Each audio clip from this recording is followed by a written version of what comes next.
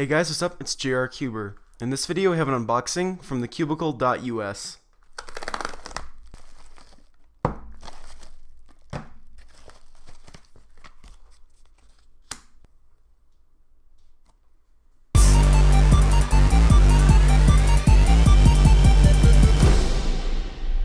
So these are the Eitan's twist cubes. This is the twist cube and this is the Fischer Twist. This one here is basically just a 3x3 that has been twisted on its way up 90 degrees. And this one is a Fischer cube that has been twisted on its way up 90 degrees. So we're going to go ahead and start with this one. So here's the cube. First off, picking it up is kind of weird. It's sort of hard to hold. Now when I first saw this cube, I wasn't entirely sure how it moved, because when you look at it you sort of think this is the centerpiece here, but it turns out this is actually the center and this is the side. So you can see sort of how it moves there. The turning isn't that great. It's pretty slow. Oh, this side is really nice. Maybe, is it the tensions? No, it doesn't seem like it. Maybe this side is the only one that has lubricant or something like that. Okay, actually they're starting to loosen up a bit, and then these turn here just like the way you think they would. It sort of just is weird to align it though. The whole thing is just weird to hold. So if we go ahead and put it into a checkerboard, like let's see, I guess like that. Yeah. You can see it doesn't really look much like a checkerboard except for on the top and bottom, but it's not that big of a deal. I'm still trying to wrap my head around the way this thing moves. It's just really weird looking.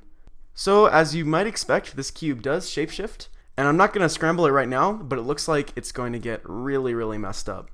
So let's go ahead and open up the Fischer Twist, if it'll focus. Here we go. Let's go ahead and open up this one. So this one here is the Fischer Twist, which is very similar to the twist cube, just done with a Fischer cube instead of a normal 3x3. So let's go ahead and see how this one moves. This one, of course, is going to move along here. Okay, so that's how it moves. That is really strange.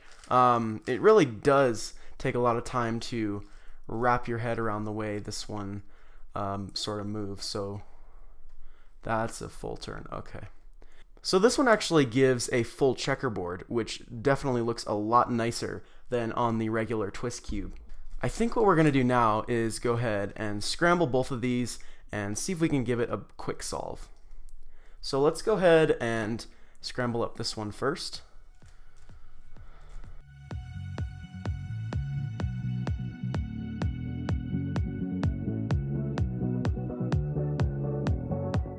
Okay, so this is what it looks like scrambled. It's really shapeshifted, and it looks really weird. Let's go ahead and scramble up this one now. This one definitely moves better than the twist cube, I will mention that.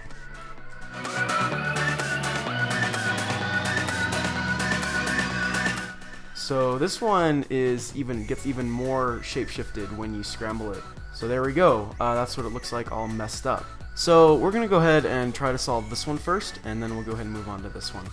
So let's go ahead and give this a shot.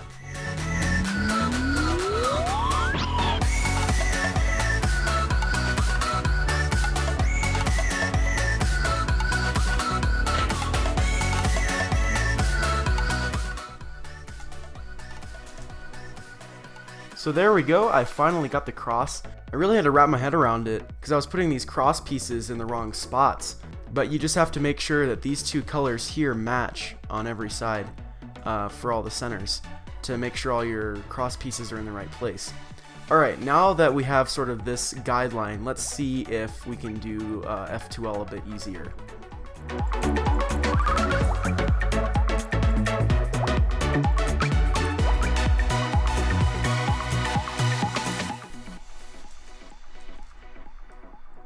Okay, so there is our first two layers. That actually went together really easily, and it wasn't that hard to actually just do F2L.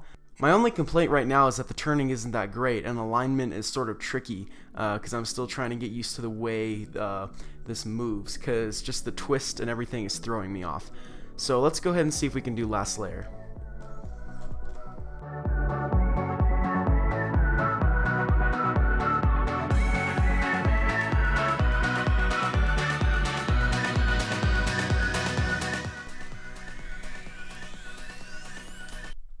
And there we go. There's a solve on the regular twist cube. That actually wasn't that bad. It just took some getting used to these centers, because these are super cube centers and they have to be oriented properly. So it just takes some getting used to figuring out which piece goes where with the twist. So let's go ahead and move on to the Fischer Twist and see if that's any harder.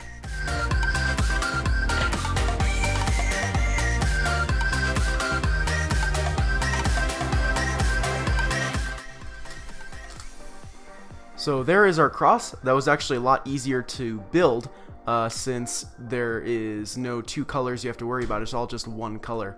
So let's go ahead and move on to F2L.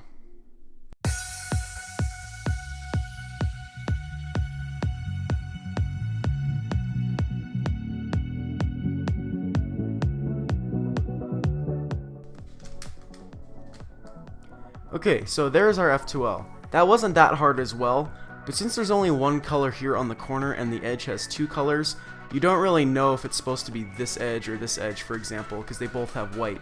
So I just had to do more of a beginner's F2L. So let's go ahead and do the last layer. It looks like we have a soon case. And then let's see if I can recognize the PLL on here. I'm not sure. I think I'm just going to go ahead and do a beginner's last layer for this. So we'll get all of the edges in place, and then this one's in the correct spot, so we can just orient the rest. Not orient, permute. There we go. And so now we just have these two, which we can do like that. And there we go. So the twist cube and the Fischer Twist both are about the same difficulty. They're not really any harder than the regular 3x3 and Fischer cubes. It's just that this one, like a 3x3, I can solve with CFOP, and this one, like a Fischer cube, I have to solve with beginner's method. But they're both the same difficulty, basically. But I think as far as turning and overall shape shifting, I prefer the Fischer Twist. If I'm looking to just solve an interesting 3x3 shape mod, I'm probably going to go for the twist cube.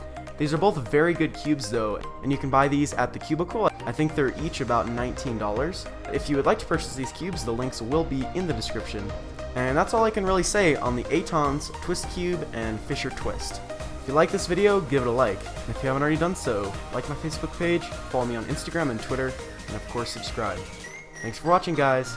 Bye.